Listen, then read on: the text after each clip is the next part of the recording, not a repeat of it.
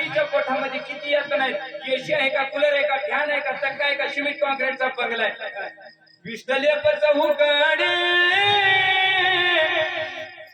नाकी तोंडी कुर्मी किडे गर्भवासीचे कष्ट गाडे